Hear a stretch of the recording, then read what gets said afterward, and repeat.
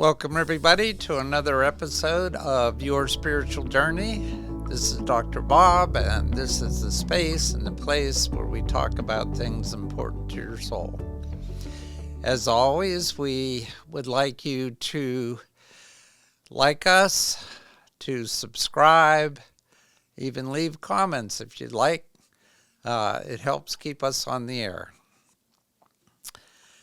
Today's guest is someone I'm very anxious to get to because Cheryl Beller is the founder of Scents, SCENTS, LLC, Aromatherapy for Pets and Their People. She founded that back in 2010. She has a lifelong interest in wellness and a lifelong love of animals, particularly dogs, horses, and cats. After spending most of her professional career in the medical field, she began to explore alternative healing modalities in the 1990s. She was most impressed with the many levels of positive effects that people and their pets experience when exposed to essential oils and hydrosols in a variety of delivery systems. Her interest developed into a passion to share this information so that others might benefit from this enjoyable, effective wellness option. And she's going to share that with us today. She spent the last part of her formal career in the educational and finance fields while she continued to pursue her lifelong exploration into the worlds of energy work, spirituality, quantum physics, and multiple healing approaches. She's a certified clinical aromatherapist who began her formal aromatherapy education in 2010 and completed her Level 3 certification in 2020. In 2024, she wrote her first book, The 6 Steps for Making an Aromatherapy Blend for Dogs. Future book plans include aromatherapy guides for horses and cats, and further bonding strategies for pets. She and her husband Craig live on the Monterey Peninsula of California with their dog Henry, their cat Phoebe, and their horse Blue. And with that, I'm going to turn the mic over to Cheryl and ask her to trace her spiritual journey from childhood until now, and then I'll ask her some questions. It's all yours, Cheryl. Thank you, Bob. When I was born, I was baptized as a Lutheran. My father came from Norway. He was born in Norway, eventually became a citizen in this country. And so his family, who also moved to the San Francisco area, all followed the Lutheran religion, which of course at that time was the state religion of Norway. My mother was raised Catholic, and when she became of an age where she could make a choice, she decided that that was not the religion that she wanted to keep following. So as my parents had me, the thing to do at that time was to get baptized. That was what the family expected, so that's what they did. And then later on, we lived in Daly City. They took me to a Presbyterian church where I went to Sunday school for about a year. So they went to church as well for that year. But after that 1 year, they really never went back to any particular church. They felt that they had given me some basis in a Christian look at religion and spirituality. But they had no interest in going forward with that. When I was 13, I took myself completely of my own accord to a local Lutheran church near where we lived in Millbrae. And I literally would walk down every Sunday for 2 years, and I got myself confirmed. I don't really know what it was that moved me to do that. I checked in with my dad in particular, since this was a Lutheran church, which was his original religion and asked him, did they want to get more involved in the church? Did they want to go back to church again?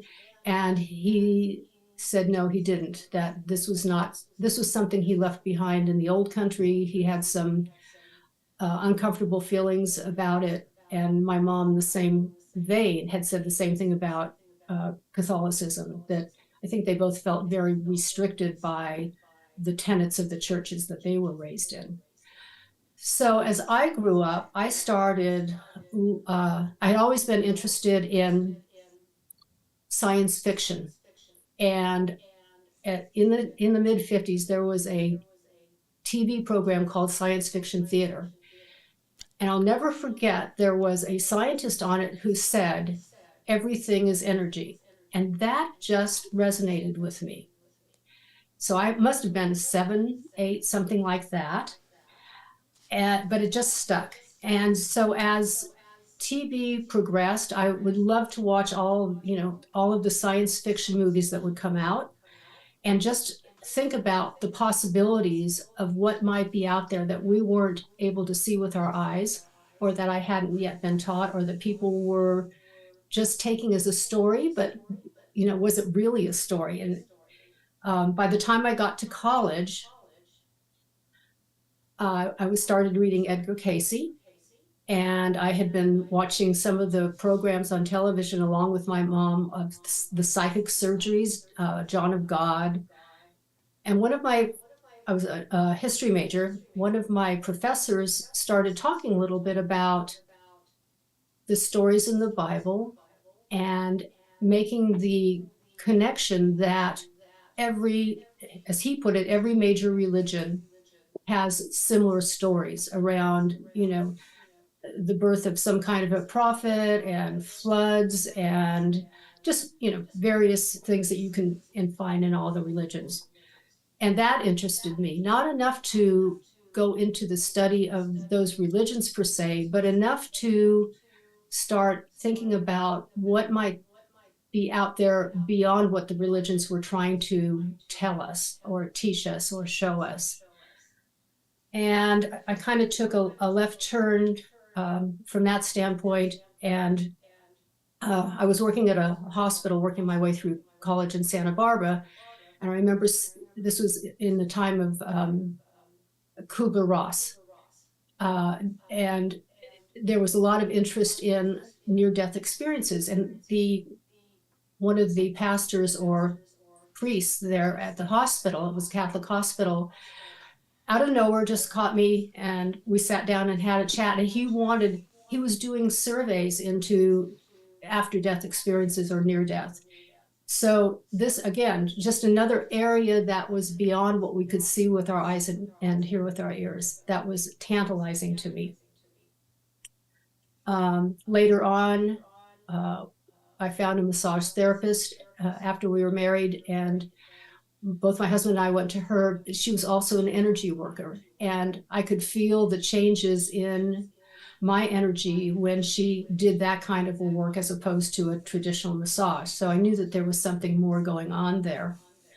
I followed Abraham Hicks. I still follow Cosmic Disclosure on Gaia, looking at, other non-terrestrial entities that may be out there and trying to make contact with us.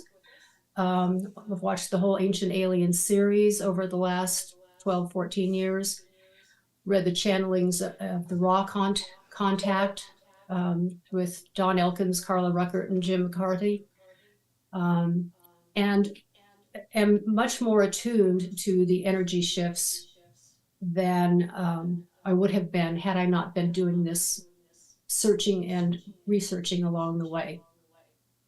Right now, I'm rereading some of the information about Edgar Cayce and some of his revelations, specifically having to do with the Egyptian pyramids. And then I've been doing some reading, Letting Go with David R. Hawkins, some of the Newtonian versus quantum physics work from Dr. Joe Dispenza, and had a few interesting experiences of my own where I had experiences that I were not every day, couldn't explain in our three-dimensional world. As a child, I saw a room in a dream in which the windows were not aligned the way you would expect them. So I walked into a room, you would expect a tall window and then maybe two shorter windows and then one or two shorter windows, some symmetry. But in this dream, it was very clear that the windows I was looking at were a tall one, then two small ones, and then bigger ones. And it struck me it was odd. Well, the next day we went to my uncle's wake in the funeral home, and I walked in the door and stopped in my tracks because in the studio behind his coffin were the exact windows that I had seen them in um, the usual way that I didn't expect to see them. I was only 8 or 9 at the time. So that was uh, stunning.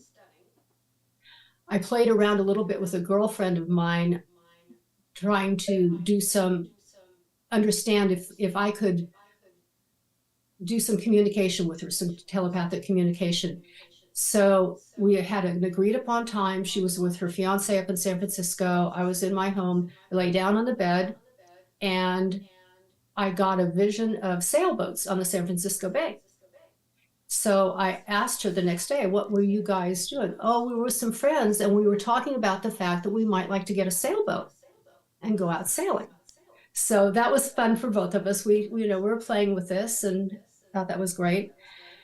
But the most striking one, I guess, is when my husband's, she was a teacher who was like his mentor. He was working in her classroom. She passed away. He was broken up. He was very close to this woman. And when we came home from Los Angeles from the funeral and all that, we were in our bedroom that night, and all of a sudden I was sitting up, Craig was asleep next to me, and I saw something with my third eye, and I just said, Craig, wake up, Jean's here. And he, of course, missed it because he was asleep. But she was there in the room with us. I had no doubt in my mind that's who it was.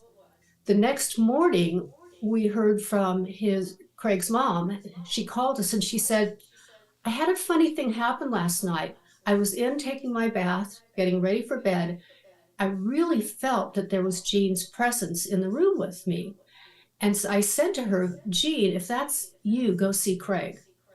The timing coincided perfectly with her visit to us in our apartment. So I've had some fun things happen.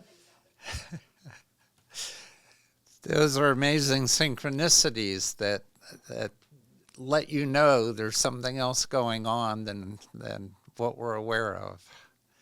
Yes. Yeah, absolutely. Yeah.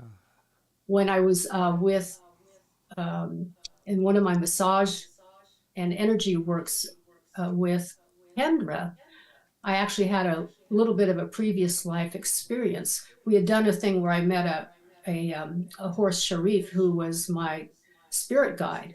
That was one session. But in another session, I went into a different place where I felt like I was in a large stone castle with heavy drapery. A group of us children were behind the drapery, and on the other side were a bunch of adults having a party. And I looked down and I realized I was a young boy, and the curls of the toes of my shoes were curled up. Ah. So that was kind of fun too. So when you talk about you just mentioned your spirit guide. Did this massage therapist tell you that your spirit guides came in and this is who your spirit guide is, or did you come to that conclusion yourself as to who your spirit guide was, and how did that happen? I was in a really deeply relaxed state, and she did say, let's go on a journey and find your spirit guide. And so that was in my mind that I was looking for, Okay. whatever that Yeah. was. And what came to me in almost a dreamlike fashion was this gorgeous white Arabian horse prancing around and talking and coming up to me and lowering his head and wanting to be petted. So the name Sharif came to me, and I went out the next day to a local little jewelry shop and bought a little sterling silver horse to wear to remind me of Sharif. Yeah. So at that time, were you, because right now you're really connected to dogs and cats and horses. Were you involved with horses, prior to discovering that spirit guide? Yes, I rode for 40 years, mainly other people's horses, either leased or lots and lots of lessons. I explored all of the different ways of riding with horses. I just loved to ride. It felt like flying to me, and I loved the connection with the animals. I was a horse girl at birth. They always said, "Oh, she'll outgrow it. Don't worry, she'll outgrow it." I still haven't outgrown it. We have our second horse, Blue, now. Actually, had my gray white Arabian general for 8 years. I didn't get him till I was in my early 60s. But the that love of the horses and that of their spirit has always been Yeah. with me, and the love of the sport as well. And there's nothing like being right in sync with your horse and having just even 2 or 3 steps where you are so connected and so completely in sync. You're moving as one. It's just an amazing experience. So can you remember back to your first experience where you realized that you could communicate easily with animals, or say was the first one with the horse, and how did that happen? I think it started really when we got 2 dogs as rescues back in 2010. One was a German Shepherd. We were rehoming, and the trainer said, "You're very um, not lucky, but brave to take on a German Shepherd at the age of 6," just because it's so hard to know what you're getting.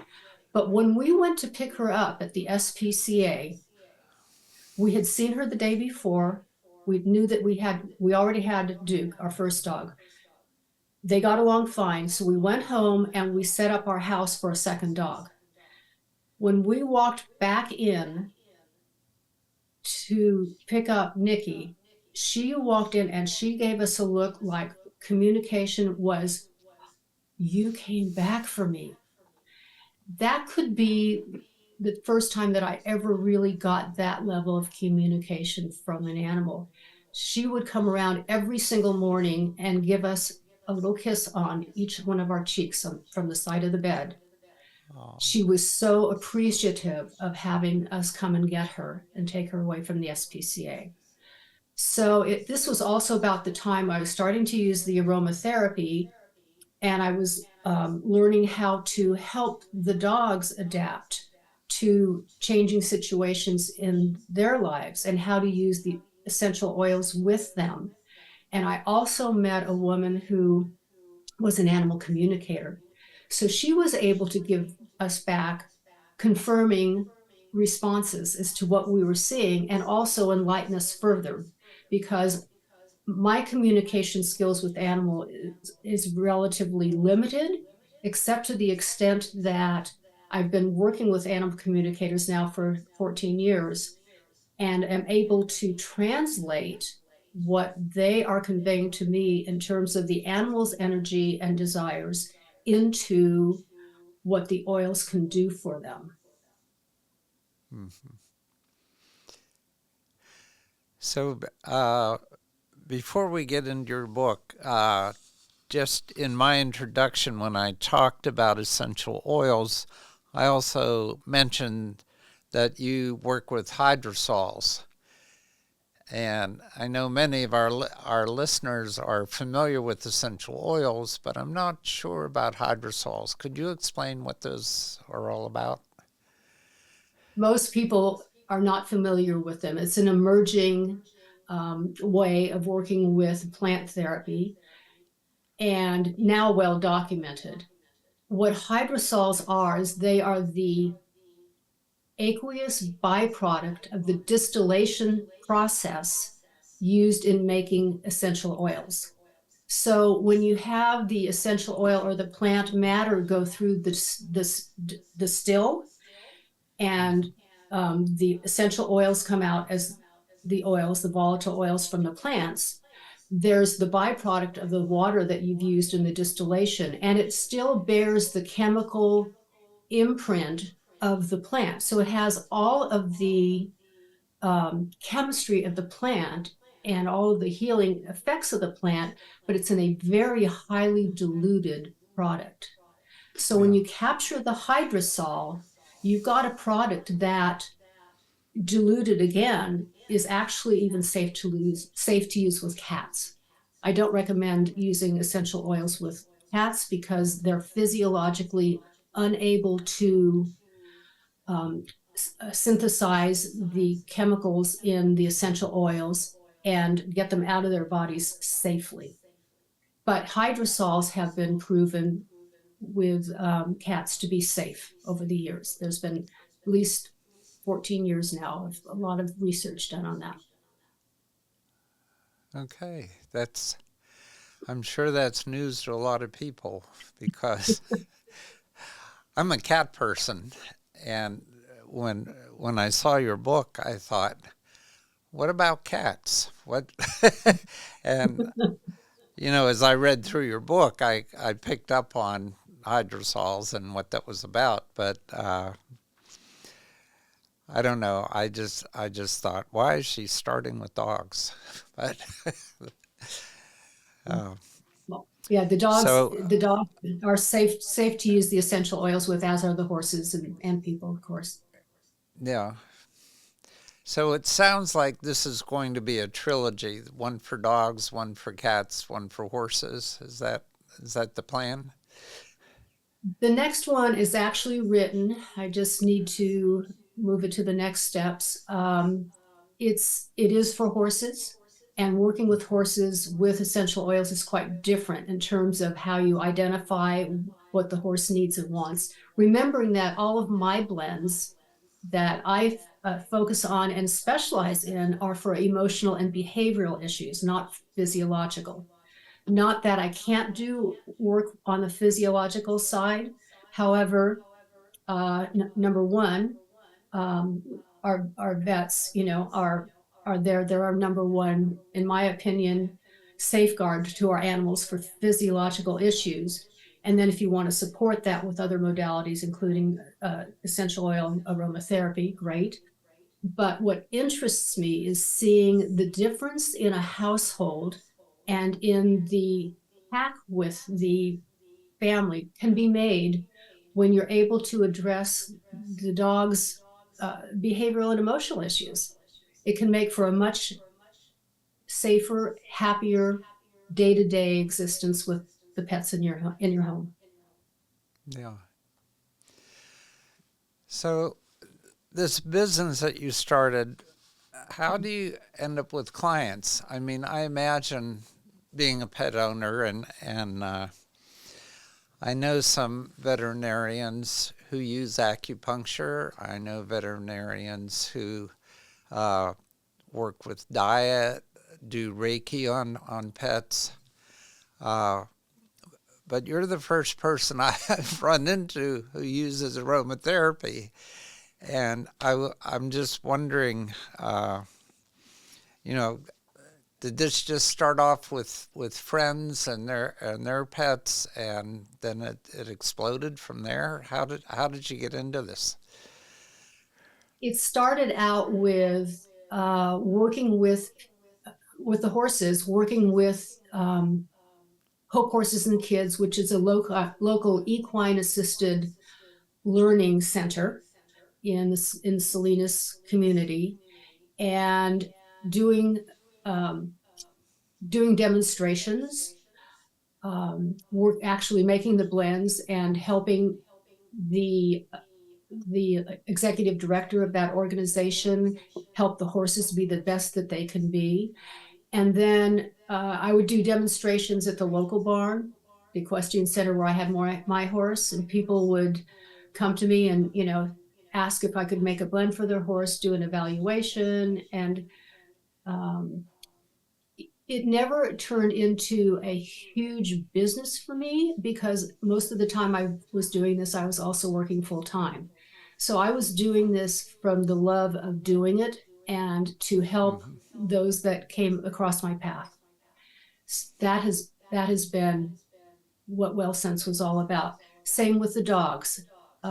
If I had some, particularly Adrian, who was a dog therapist in Carmel, met her through another friend, and we went. She invited me to a little demonstration, a program, and we shared a table. And she would do the communication with the animal. She had a way of translating to me what the animal was translating to her so that I could translate it into an energetic response and then apply the essential oils according to that energetic need. And what we started working together a great deal. I shared her office space with her for a while.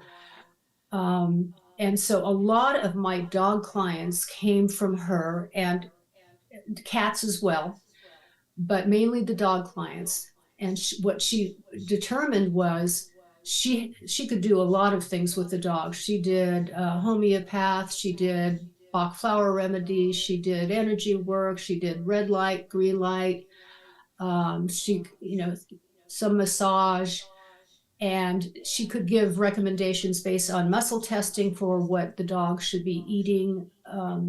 And she could also was very well versed in, who the good trainers were to go to if they needed training, and if not, short of that, what are some things that the family could do with the dog themselves based on her recommendations. But she told me that she felt that adding the aromatherapy in made a great deal of difference in the responses and outcomes that she was able to achieve. And so I would get 3 or 4 clients a week of dogs just from her referrals. And that kept our relationship going. It kept my growth going. And I was able to see all of the other things that she was doing on top of the aromatherapy to create a whole happy dog and family. Yeah. The cats, I've done worked with a few cats. I'm less comfortable with the cats because of needing to use um, the hydrosols. And Uh-huh. while I've gotten very good results with them, I use a very narrow number of blends with cats. And so as a result of that, I'm probably just going to do a little ebook and put it on my website for the cats. Yeah. Yeah, when I think about the difference between dogs and cats, uh, I don't know, there's something more complex maybe about dogs in terms of the nuances of their feelings and their emotions and how they respond to various stimuli uh, versus a cat, because a cat typically lives life on its own terms. And whereas a dog is so responsive to humans, and uh, they say that a dog is owned by its human, but a cat owns its human. At Yes, least that seems to be the way that it appears to the outside world anyway. So is that your experience? it is. And those folks that I know who have been working with animals, for example, the uh, woman over at the SPCA that I work with and have made blends for their dogs. Um, the kind of saying goes, it's almost exactly what you said. Dogs have owners, cats have staff. Yeah. Yeah, same idea. Yeah, Yeah. it And seems that so, way. but those people who are really close to their cats, when we identify what the needs are, and I really have to rely on the pet parents' observations and knowledge of their cats in order to get a history and a read on what the cat needs to support it. And I go Sure. by that. But they do get results. The pet parents will come back to me and say, "Oh, this is great. I can see a difference. The cat is, more comfortable, less skittish, whatever it is that was going on." So the hydrosols do work positively for the cats. Yeah. Yeah, and it also seems to me that certain breeds of cat are more communicative than others. Uh, orange male tabbies seem to have personalities that are, I don't know, easier to get along with maybe. And Yeah. our current orange male tabby is very talkative, and we talk back and forth in cat language, but uh, we seem to be able to read each other pretty well. Uh, Although I'm far from being able to communicate with animals in general, but my own cat, uh, we have a good language together. The cat that we have got 6 months ago, who chose us, of course, which is the way it works with cats. We went out to the SPCA thinking we were going to get another dog. Well, the cat had a different idea, and she came home with us. She is a Maine Coon, or part Maine Coon, and she's very dog-like in her personality. She follows me everywhere I go when she's not sleeping, and just like you say, she communicates, and so she's one of those who feels more dog-like, but Yeah. they're all different.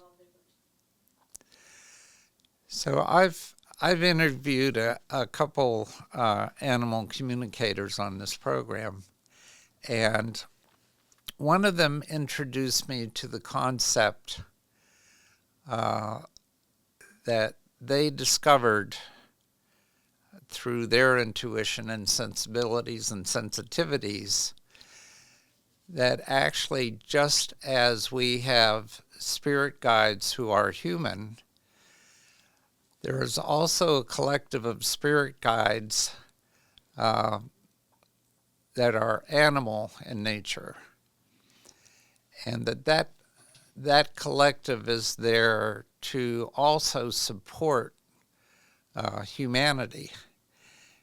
And she talked about being able to tap into that collective and get guidance uh, that was different from her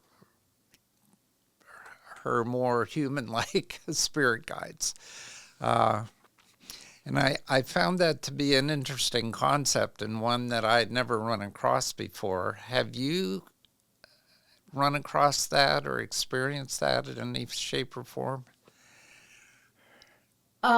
If you're familiar with Tao of Equus, there one of the philosophies behind that organization is that there is a collective of horses who are working to help humankind move forward. And as they come down and are incarnated and work with us as as horses, they are bringing that magnetic heart resonance of theirs, which is so much greater than Mm-hmm. ours, that emanates from our heart, and that they are the philosophy is that they are here to serve us. They're here to serve mankind, whether they're on the other side in that collective or whether they're here interacting with us. And so I very much get that feeling from working with the horses, that they,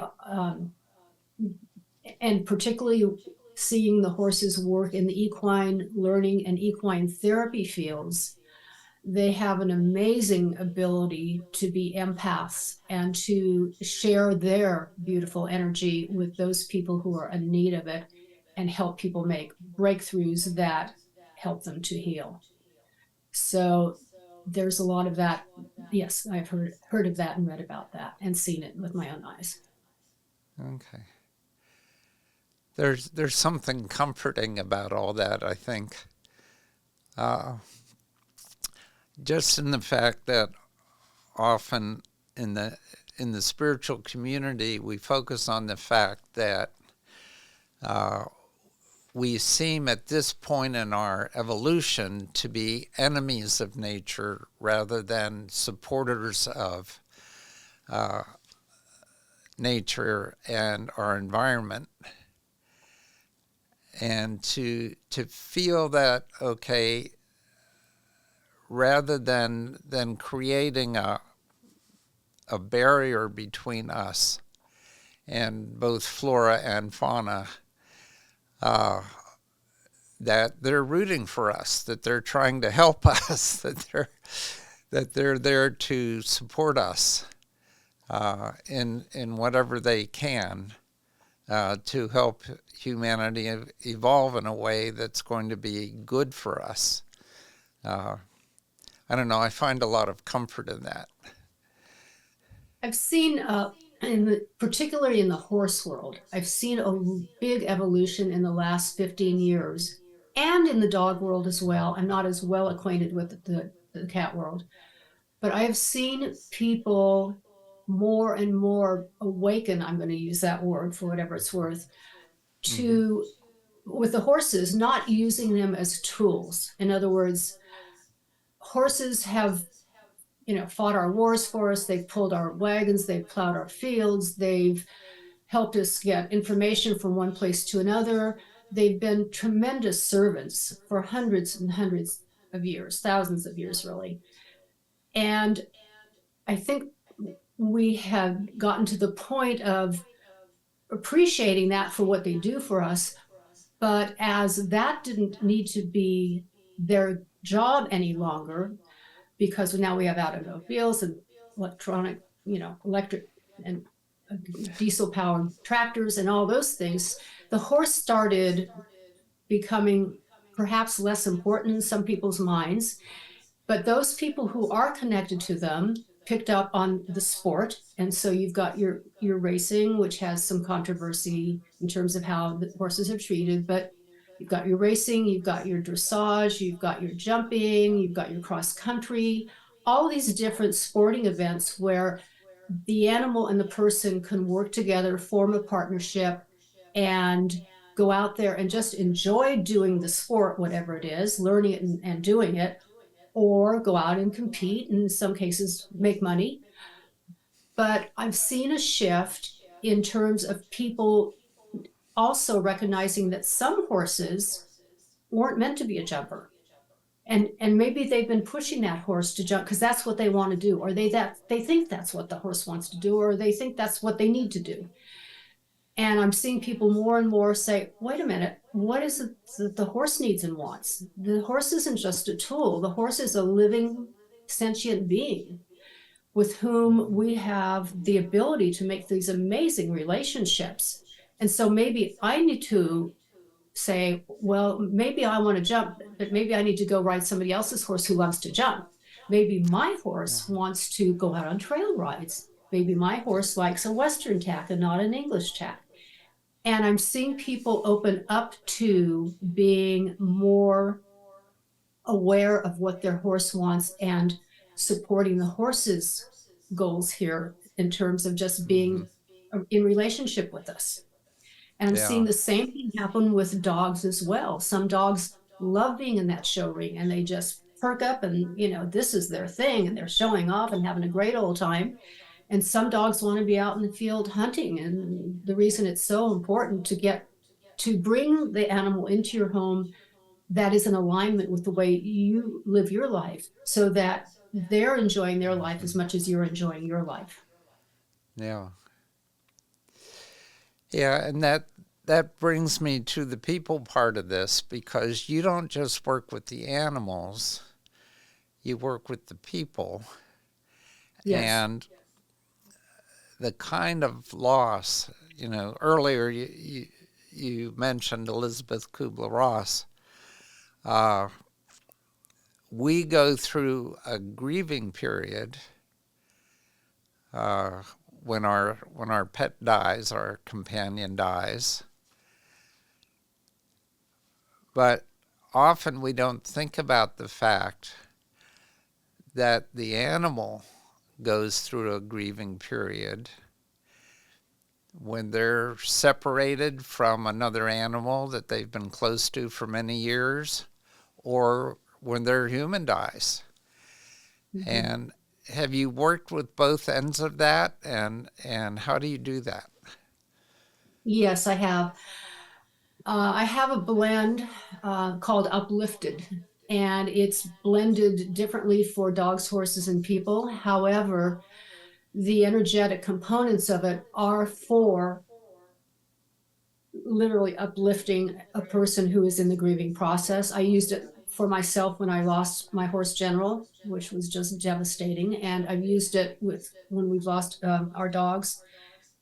The the oils, the blends can be used on people as well as dogs. They're applied a little bit differently, but as long as your dilution is correct for your dog, you can take that same oil that you're putting on your dog and put it on yourself in a human way, which is on your wrists and inhaling, and get the same effect in a safe blend.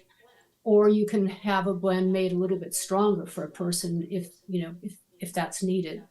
So in the same way that you can connect with your dog through a grieving process and both get the same support, it's the same kind of concept that goes with dogs who have separation anxiety. So the dog who gets very upset when you leave the house, and how do you deal with that? You Yes, you put a blend on the dog, but you put it on yourself too, and you let the dog see, oh, she's wearing that blend too. We're connected. And when you come Yeah. home from work that day, after the dog's been alone all day, you do the same thing. You put it on yourself, you put it on the dog, you say, okay, we're back together. I was here with you the whole time. You could smell me the whole day. And the dog starts getting the idea that you're not going away from forever. You're going to be coming back, and you've got this energetic connection through the scent of the oils.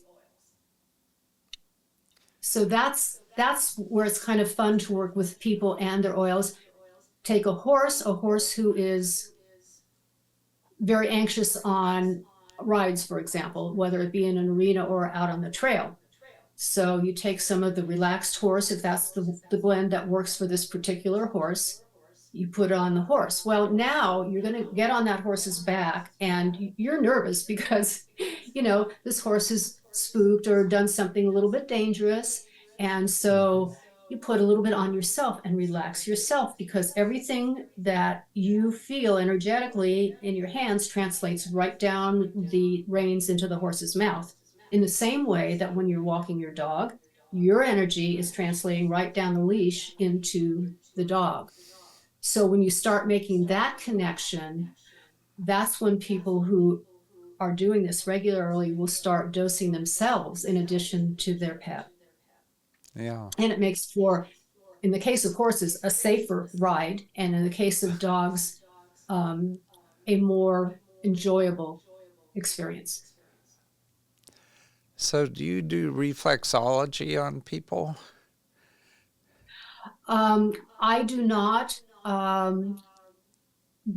do have a reflexology process that I learned from Adrian that I can do with the dogs, but usually when I worked with her, I would have her do that. I work from a combination of the history from the person and anybody else who's observed the dog. I'll sometimes put a blend, some oils down, and let the dog sniff around and choose and see what they're drawn to. And from that is what I'll make the blend, basically from the history and the dog's response. Sometimes I only have the history to go by if it's somebody who's remote, or if it's somebody who's already working with the communicator, I'll get more input from the communicator. Yeah. So your book is, I guess, a how-to book, how to make your own blends and how to uh, make hydrosols from essential oils. And in some ways, it sounds complicated. In some ways, you make it sound easy. Like anybody can do this, and here's all you have to do. Uh, I guess I use essential oils uh, as recommended by my reflexologist. Uh, so I put a blend on my feet called Balance, and I put it on my face, which is frankincense, which helps with skin cancer and it helps with rosacea. Uh, and I guess the comment that she made that really stuck with me was, when you look at the story in the Bible of Jesus, that what did the wise men bring? Two essential oils and gold. Yes. Yes. And, so from ancient times, essential oils have been around and honored and used on a regular basis. So uh, I've been very impressed with not only the properties of essential oils, but uh, I guess how they're made. And your book was my first introduction to how they're made, and I found it very enlightening. Just for the audience looking on YouTube, this is not a real thick book, but it condenses a lot of information on how to do this stuff yourself. And I think, as someone who started out just hearing about essential oils to actually using essential oils, uh, and when I put the Balance essential oil on my feet, that blend, then it's on my hands and I breathe it in, and that also has a particular effect uh, that is quite calming and helps with balance. So uh, thank you for getting this information out there that to me was a certain number of sorcerers in the country only knew how to do this. Uh, Well, my intention is in writing the book was to make it simple, step by step. The blends in the book are already proven. They are targeted. In other words, it's not like going to a store and saying, well, this one blend is going to solve everything. It is specifically targeted for the particular needs of the dog. And I have learned that those blends, those 10 blends in that book, address approximately 80% of the emotional behavioral issues that dogs face. uh-huh. And so if you identify that your dog is grieving, you don't have to go out and figure out which essential oils to put into a blend and how many and when to apply it and how to apply it. It's all in there for you.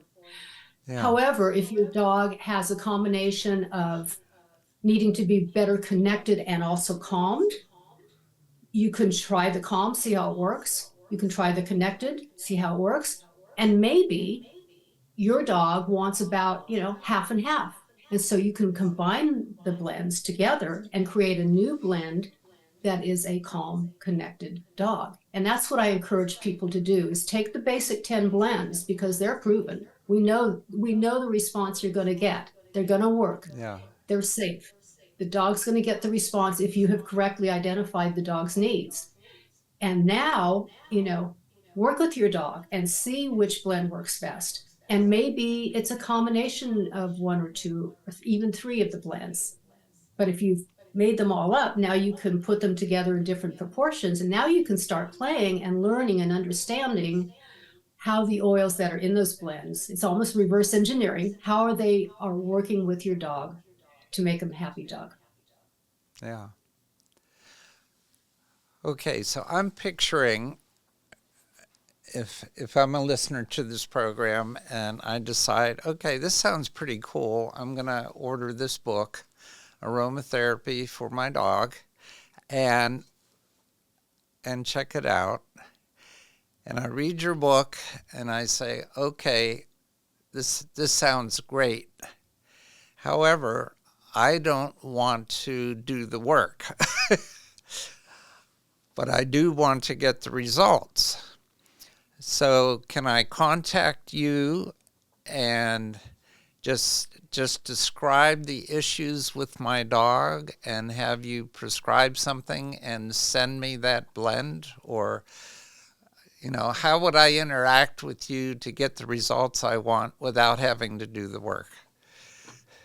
You could contact me on my website, CherylDBeller.com.